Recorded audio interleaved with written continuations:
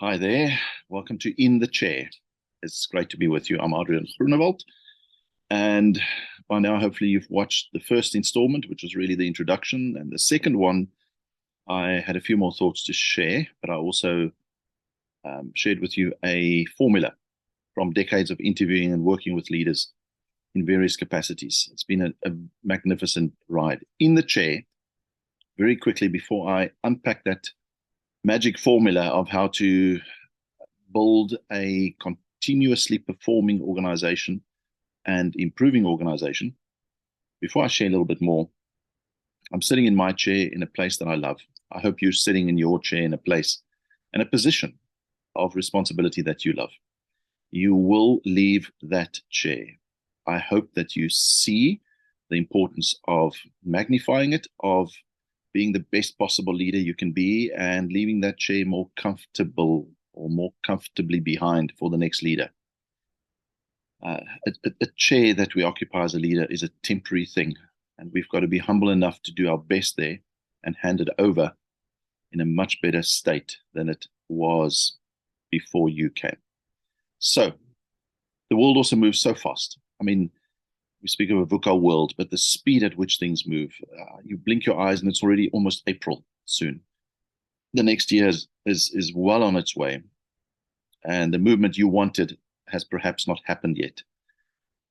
So make the best of every moment you have to become the best leader you can be. I'm going to share this formula a little bit further today, and hopefully it helps you. Let me share. There we go. Right, remember the formula. The essence of leadership to the power of the essence of the organization. Today we're unpacking the essence of leadership, plus the essence of leadership to the power of real-time improvement accountability. We're going to spend some good time there. Equals not just return on investment, but real-time organizational improvement and also consistent organizational performance to the power of consistent organizational performance. But to get there, we've got to add these two things up. And I'm going to start with the essence of leadership. Right. What is the essence of leadership? There's lots of elements that one could say are the essence of leadership. But what struck us a while back already was that the essence of leadership is valid. It's exactly the same for you as the CEO, or if you're a junior supervisor watching this, for you as a junior leader or a mid-level leader. Whether you're in politics or whether you're in private sector, it does not matter. If you're in an organization leading, large or small, this essence will always apply.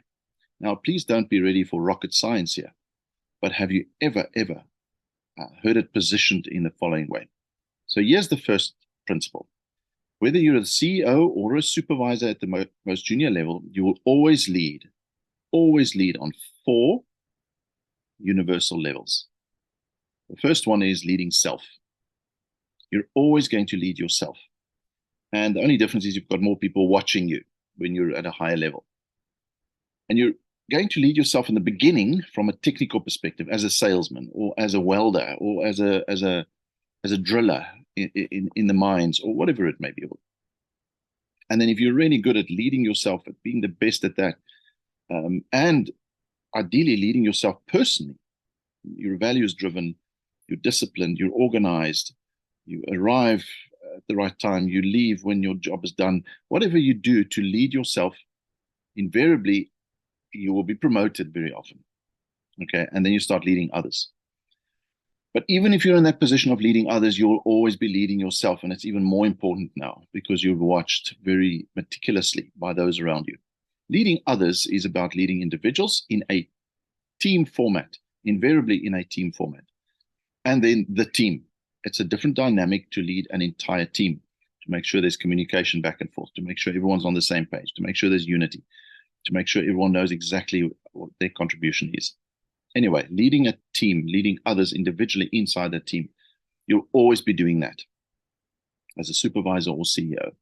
Now, what's interesting is if you lead yourself well and you lead others well, or you continue to improve on those levels, you're always going to lead a portion of the organization. Or if you're the CEO, or the president or whatever, you lead the entire organization.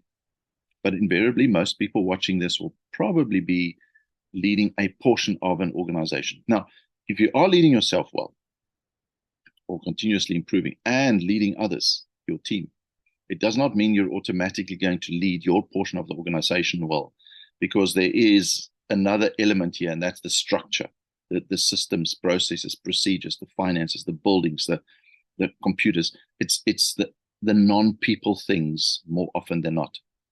And some of us might be good at leading self. I'm not too bad at leading self.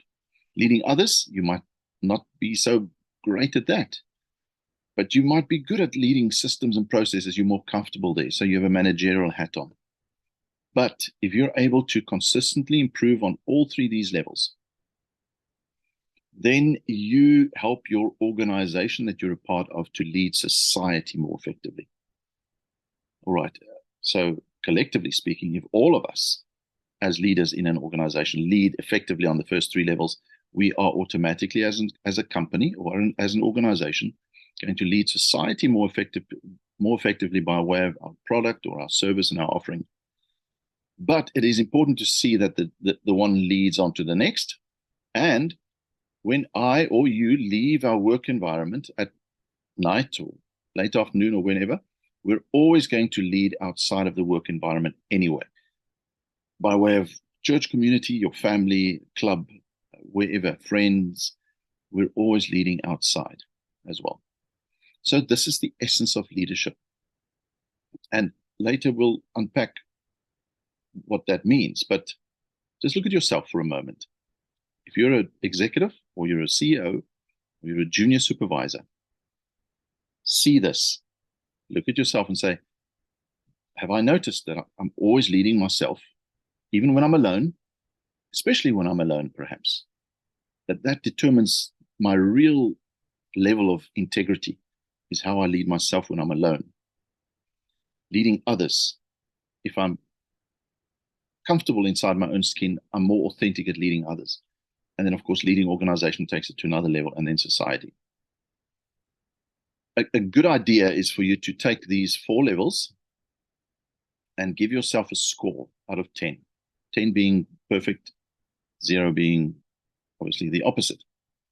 Look at yourself first and say, how well do I think I'm leading on a level of self? We've got inside our ecosystem, we've got the capacity for anyone to go in and give you a perceptual view of how they believe you're leading yourself.